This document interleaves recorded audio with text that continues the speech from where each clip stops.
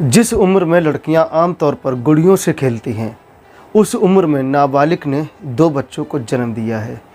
उसने 12 साल की उम्र में एक बेटे को जन्म दिया और अब 2 महीने पहले उसने 14 साल की उम्र में एक लड़की को जन्म दिया।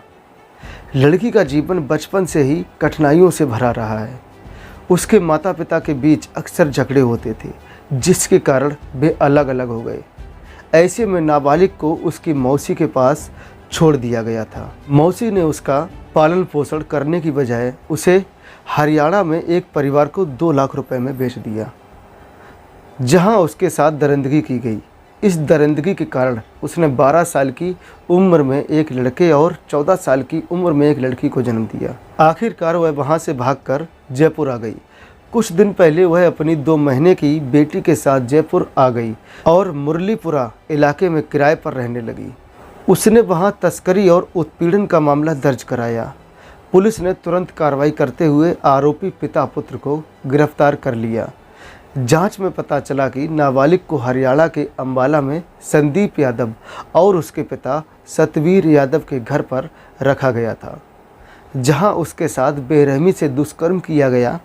पुलिस ने तुरंत कार्रवाई करते हुए संदीप और उसके पिता सतवीर को नाबालिग तस्करी और पॉस्को एक्ट के तहत गिरफ्तार कर लिया। नाबालिग लड़की को अभी यह तक नहीं पता था कि उसके माता पिता कहाँ रहते हैं। करीब 3-4 साल पहले जब उसके माता पिता में झगड़ा हुआ था तो वो अलग अलग हो गए थे। उस समय उसे अलवर ज़िले के नीमराड़ा में रहने वाली उसकी मौसी के घर छोड़ दिया गया था। मौसी ने उसे कुछ दिन अपने पास रखा, फिर हरियाणा के अंबाला के पास चरखी दादरी के बंदवाना में रहने वाले सतवीर को बेच दिया। सतवीर के बेटे संदीप ने उसके साथ कई बार दुष्कर्म किया और उसे बंधक बनाकर रखा। मौका मिलते ही वह अपनी मासूम बेटी को लेकर वहां से भागकर जयपुर आ गई। अब नाबालिग जयपुर में रह रही थी, लेकिन उसका 2 साल का बेटा अभी भी आरोपियों के घर पर है। इस मुश्किल हालात में उसने हिम्मत दिखाई और दरिंदों के खिलाफ मामला दर्ज कराया। पुलिस ने तुरंत कार्रवाई करते हुए दोषियों को गिरफ्तार कर लिया, लेकिन इस घटना ने लड़की के जीवन पर गहरे जख्म छोड़ दिए। अब उसका भविष्य न्याय और पुनर्वास पर निर्भर है।